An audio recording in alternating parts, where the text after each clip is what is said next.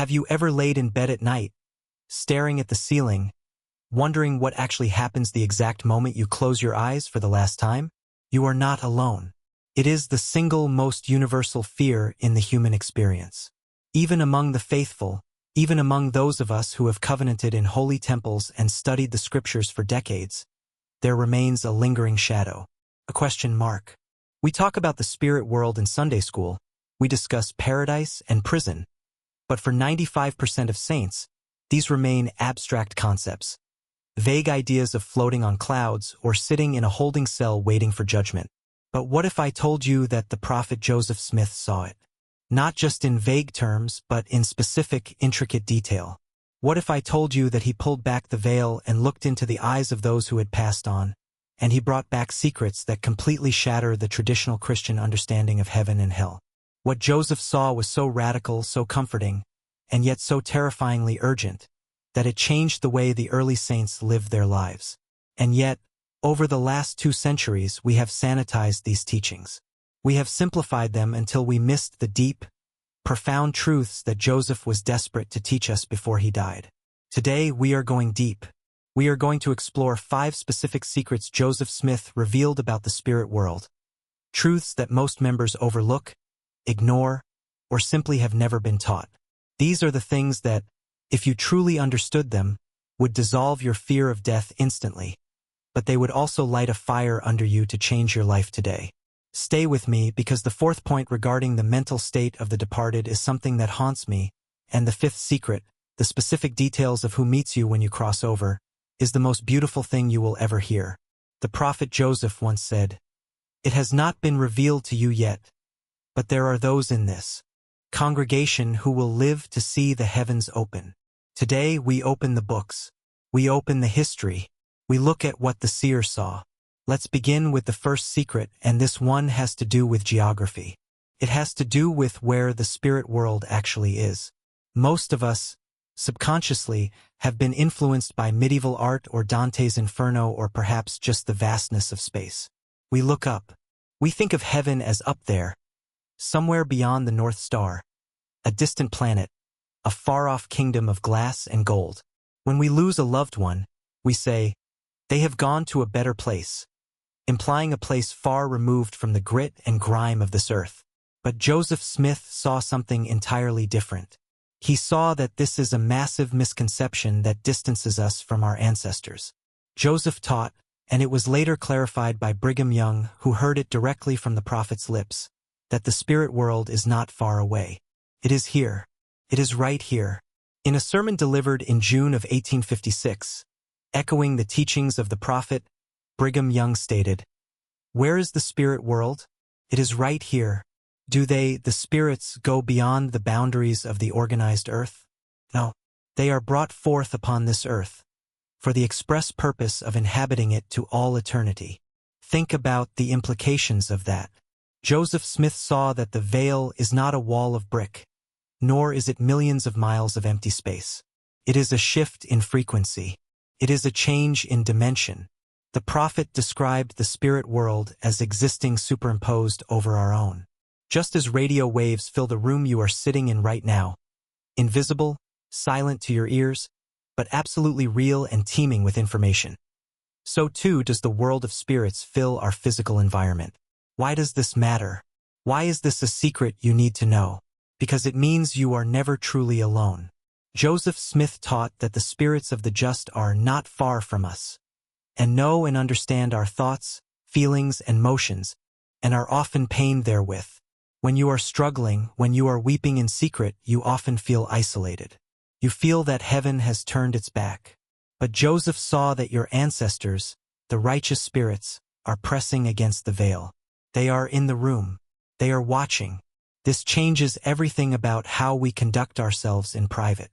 If you knew with absolute certainty that your grandmother or your past spouse or the prophet himself could effectively walk through your living room because their world occupies the same space as yours, would it change what you watch on television? Would it change how you speak to your children? Joseph warned us that we are surrounded by a cloud of witnesses. This isn't just poetry. It is physics. The first secret is proximity. They are here, and they are cheering you on, or they are weeping for your choices. The veil is much thinner than you think. Now, let's move to the second secret, which deals with what actually happens there. There is a pervasive idea that when we die, we rest. We see rest in peace on tombstones.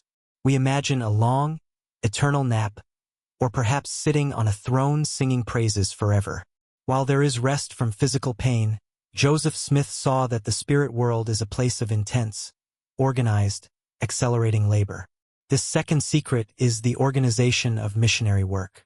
Now, you might say, I know we do missionary work there, but do you really understand the scale of what Joseph saw? In the later years of Nauvoo, specifically around the time he was revealing the endowment, Joseph began to urgently teach about the redemption of the dead. Consumed him. Why? Because he saw the sheer number of spirits waiting. He saw billions. Joseph revealed that the priesthood is organized in the spirit world just as it is here, but perfectly. In the Doctrine and Covenants, and later canonized in section 138 through the vision of his nephew Joseph F. Smith, we learn that the great elders of this dispensation, Joseph, Hiram, Brigham, and others, continue their work. But here is the secret detail. Joseph taught that the righteous are actually busier there than they were here. Imagine the greatest missionaries you have ever known. Imagine their zeal. Now imagine them stripped of physical fatigue. No hunger, no need for sleep, no sore feet, just pure, unadulterated spiritual energy. Joseph saw that the preaching of the gospel in the spirit world is the primary focus of all righteous activity. This matters to you because it completely reframes the tragedy of early death. When a young missionary dies, or a father is taken too soon, we scream at the heavens. Why? There was so much work to do here. Joseph's vision provides the answer. The field is larger on the other side. The harvest is greater. He saw that those who hold the priesthood here and honor it are simply transferred to a mission field with a higher population density. It is not a retirement. It is a transfer. This secret should give you profound comfort, but also a profound sense of responsibility. If you are preparing to meet God, you are not preparing to sit on a cloud. You are preparing to work. You are preparing to teach. Are you studying the scriptures now? Do you know the doctrine well enough to teach it to a spirit who has been confused for 500 years? Joseph famously said, "The greatest responsibility in this world that God has laid upon us is to seek after our dead." He wasn't just talking about genealogy. He was talking about the partnership between the living and the dead. We do the ordinances. They do the teaching. It is a symbiotic relationship. If we fail in our temple work, their teaching is halted. If they reject the teaching, our temple work is void. We are bound together. The spirit world is a hive of activity, a place of order, laws, and massive, coordinated effort. This leads us directly into the third secret, and this is where things get heavy. This is the secret about the nature of hell or spirit prison. Christian tradition paints hell as a place of physical torture. Fire, brimstone, pitchforks. A place where God inflicts pain upon the wicked. Joseph Smith saw something far more terrifying because it is far more psychological.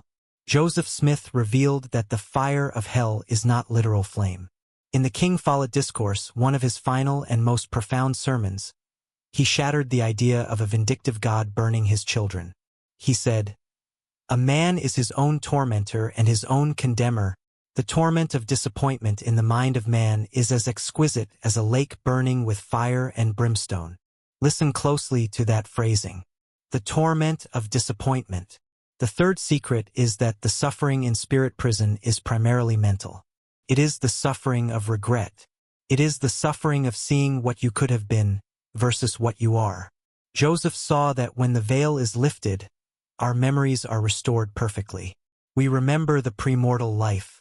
We remember the promises we made to God before we came to earth. We remember every opportunity we had to do good that we ignored. We see the ripple effects of our unkindness, our laziness, our selfishness.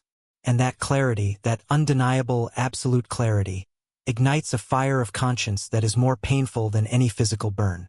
Why is this a secret 95% of saints need to know? because we often think we can get away with things if no one sees us. We think, I'll repent later, but Joseph saw that the punishment is self-inflicted. It is the realization that you wasted your time. It is the realization that you hurt people you loved. But here is the flip side, the detail that brings hope. Joseph also revealed that spirit prison is not a permanent state of damnation for everyone. It is a holding cell, yes, a place of education. The gates of hell are not locked from the outside. They are locked from the inside by our own stubbornness. The gospel is preached there. Repentance is possible there. It is much, much harder. Joseph taught that without a body, the will is harder to exercise against the passions of the spirit, but it is possible. This view of the spirit world completely changes the character of God. He is not a torturer in a dungeon. He is a father who allows his children to sit in the timeout corner of their own making until they are ready to come home. The hell Joseph saw is a place of intense mental anguish. Yes, but it is purposeful. It is designed to burn out the impurity through the realization of truth. So, if you want to avoid that fire, the solution is simple. Live in a way that you will have no regrets. Clear your conscience daily. Do not carry secret sins to the grave, because the grave will shout them from the rooftops of your own mind. Now, let's ascend from the darkness of prison to the light of the fourth secret. This one is about relationships. One of the greatest anxieties of the human heart is the fear of losing connection. Will I know my wife? Will my mother know me? Will my child who died in infancy still be my child? The sectarian world of Joseph's time was confused on this. Some taught that in heaven, all earthly relationships are dissolved, that we become like angels, genderless and without family ties, simply singing to God. This idea broke Joseph's heart, especially after he lost his own children and his beloved brother Alvin. The fourth secret Joseph saw is the sociality of the spirit world. In Doctrine and Covenants 130, Joseph teaches, and that same sociality which exists among us here will exist among us there, only it will be coupled with eternal glory. What does sociality mean? It means the specific, unique flavor of your relationships, the inside jokes, the comfort of a hand held, the specific dynamic between a brother and a sister. Joseph saw that we do not lose our personalities. We do not lose our memories. We do not become generic angels. When Joseph looked into the spirit world, he saw Alvin. He saw his father. He saw that the family unit is not just a temporary earthly arrangement to raise kids. It is the fundamental organizational unit of the eternities. But he saw more than just recognition. He saw progression within those families. He saw that mothers who lost children in infancy would have the privilege of raising those children in the spirit world and into the resurrection. He saw that the bonds sealed by the priesthood are not just legal contracts. They are welding links that physically and spiritually connect beings together. This secret is vital because it gives meaning to our suffering here.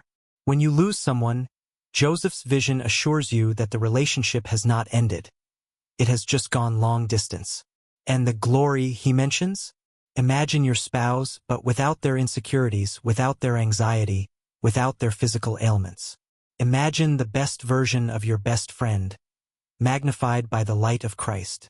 That is who you are going to live with. This truth motivated the early saints to endure mobbings, burnings, and treks across frozen plains. They knew that if they lost their lives, they lost nothing of eternal value, because their families were theirs forever. Do you cherish your family with that level of reverence? Do you look at your spouse and see an eternal being? Joseph did. And finally, we arrive at the fifth secret, the climax, the moment of crossing. For most of us, death is the grim reaper. It is a hooded figure. It is cold. It is dark.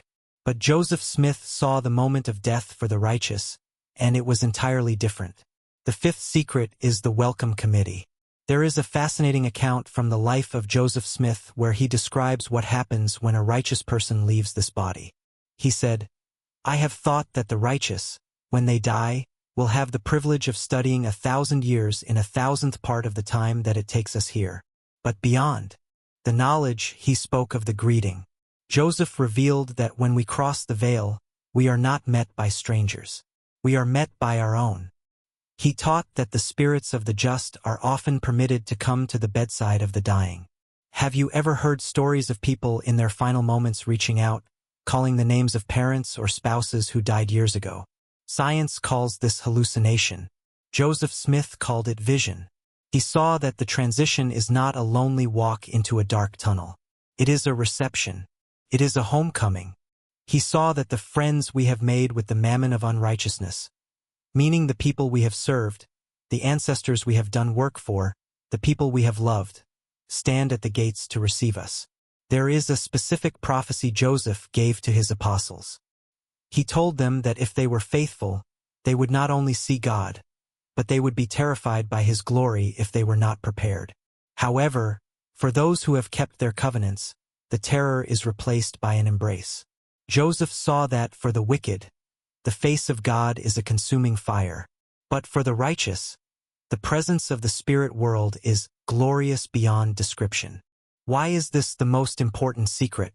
Because it takes the sting out of death. O death, where is thy sting? O grave, where is thy victory? If you knew that the moment your heart stops, the very next sensation you feel is the embrace of your mother, or the hand of your father, or the smile of the Savior, would you fear it? Or would you live with a quiet, confident dignity? Joseph Smith saw the spirit world. He didn't guess. He didn't theorize. He saw it. He saw that it is here. He saw that it is busy. He saw that hell is regret. He saw that love is eternal. He saw that we are never alone. We live in a world that is terrified of the end. But because of what the prophet restored, because of the keys he turned, we know that the end is actually the beginning. The veil is thin. The work is hastening. And there are millions on the other side who are watching you right now, rooting for you to finish your race. Don't let these secrets remain secrets. Let them change how you live. Let them drive you to the temple. Let them drive you to your knees. I want you to think about the one person you miss the most. I want you to realize they are closer than you think. If you are ready to prepare for that reunion, if you are ready to take the spirit world seriously, I want you to comment down below, I am preparing. There is so much more to say about the degrees of glory, about the resurrection, about the deep prophecies of the last days that Joseph saw. But we will save those for the next time. Until then, keep your eyes on the veil and keep your lamps trimmed and burning.